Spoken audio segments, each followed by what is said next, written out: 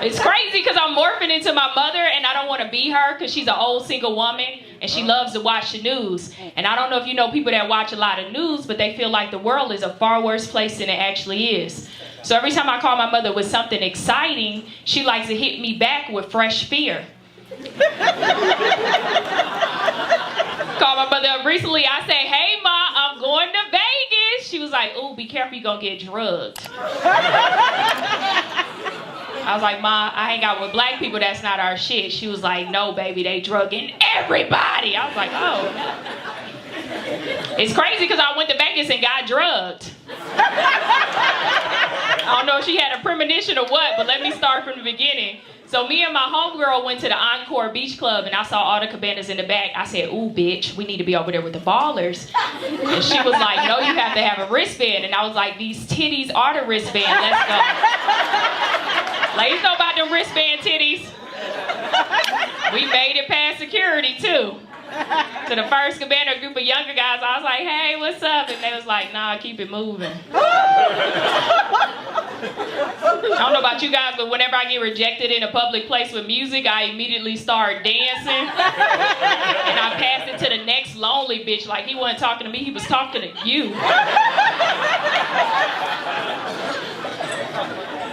I don't know if you've ever been to Vegas in the summertime, but it's 115 degrees.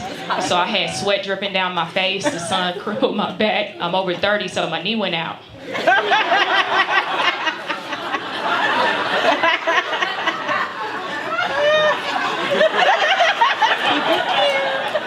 Every cabana like, "Nah, keep it moving." I was like, "Ooh, I understand."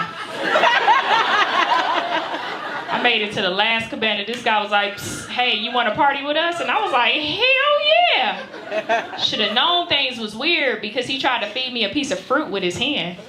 And I slapped it. I was like, "Ugh, that's unsanitary." Because I feel like most men go to the restroom and you guys don't wash your hands. And I like dick and I like fruit, but I don't like dick fruit.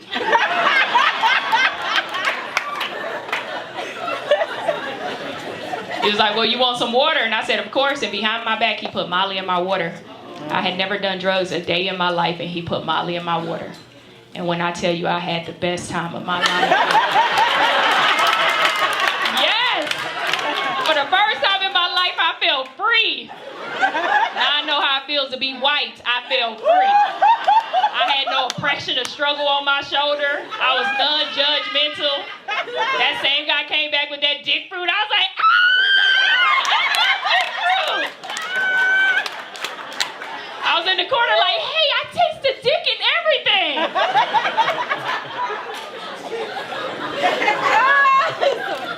Because once you had dick, you never forget how it tastes. Rich dick tastes like caviar. Broke dick tastes like street meat. You know, the kind of Mexican people sell with the hot dog with the bacon wrapper. That's broke dick right there. It tastes good as hell in the moment, but in 2 days it's gonna mess up your stomach and your credit.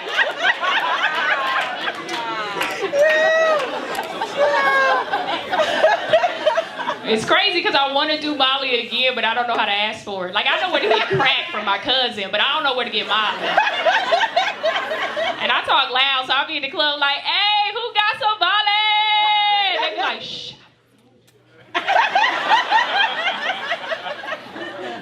But then I'm always weary of asking because somebody could double back as the police, like, "Hey, bitch, I'm the police." I'm like, "Oh, shit."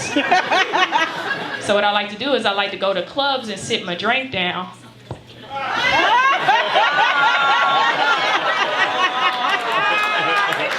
"Hey, I'm going to the bathroom." Nobody ever put shit in my drink. Where is Cosby? Fuck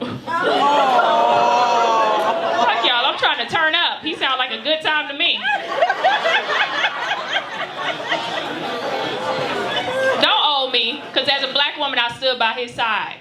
I was like, Bill Cosby would never do anything like this. This is a man trying to bring him down because he wants to buy NBC.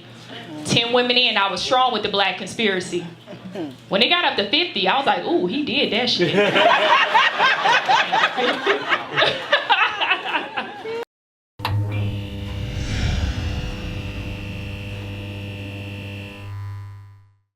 But men nowadays, they don't like crazy women at all. That's a turn off to them. Men nowadays, they like peace. Yes. You hear that? Number one survey answer says men like peace. Where all the men that like peace, clap it up. Anybody else? Yeah, you see that, ladies? Yeah. You see how proud they are? That is gay as fuck. Real men don't deserve peace.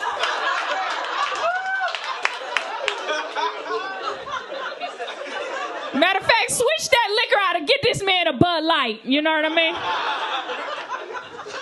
And I used to be toxic, but I'm getting less toxic as I get older, you know. As you get older, it's a lot of energy to be toxic. Nowadays, I have to sleep for 2 days if I'm toxic. Like, it just requires so much energy. In my 20s, teens, I could light the city on fire and not sleep for 2 months. Just destroying a life, you know what I mean? But I remember recently, you know, sometimes people awaken my toxicity. This guy sent me a dick pic, so I sent one right back. You know what I mean? And just going back and forth for him, like, why would you do that? I said, why did you do that? Why is it ugly? Why is the floor dirty? Are you circumcised? All this stuff I was sending back, and it was just so draining. It was so draining. I was like... And a lot of people, they always like to question me. They're like, yo, Daphnique, you couldn't be that toxic. What's the most toxic thing you ever did? And I had to think long and hard. And I remember, I was in a relationship for 7 years. 7 long years. And we broke up one day and we just went our own separate ways. And that's what I don't like about relationships nowadays. You break up with somebody, you can never speak to them again. Like you didn't exist every day with that person prior. And that's crazy. 3 months post breakup, I was checking my ex's Instagram every day from my private page. Not a lot. Not a lot. Just like 5 or 7 times a day. I'm already on the gram. I might as well swing over there, see what he got going on. 3 months post breakup, I look at his stories and I saw that he had a new girlfriend and he took her to Hawaii. And that had hurt my soul because I had been asking him to take me to Hawaii. So he took her on one of my dream vacations, even took her on some of the stuff I had planned. 3 months post breakup, they did the corniest thing ever.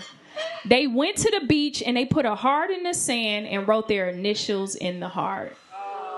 That was so corny, even though I would want to do that corny shit, but it was corny. Just 3 months post breakup. So I sent him a text message and I said, hey, I'm pregnant. Yeah.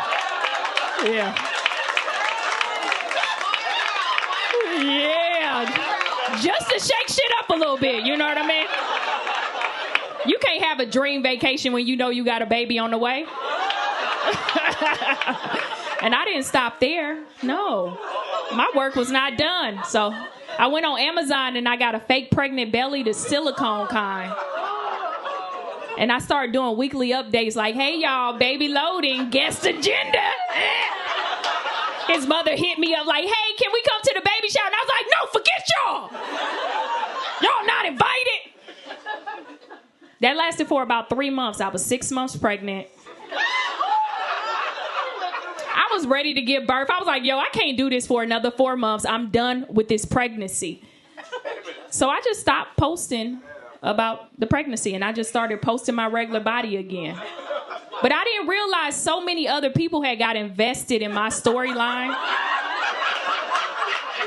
So I started getting messages like, hey, Daphnique, what happened to the baby? Where's the baby? The baby, when is it coming? So I was like, oh, shit, I didn't think that far. But I had to think quick, so I logged back on the Amazon, and I got a hospital gown and a little fake IV. You can buy those. Just put it in your arm with a little tape. And I laid a white sheet on the table, and I was like, hey, y'all, the baby didn't make it. And him and that girl broke up, and I feel good about myself. That's why I tell any man who dates me, if you want peace, you better suck a dick, because this pussy come with anxiety. I'm here to shake up your life.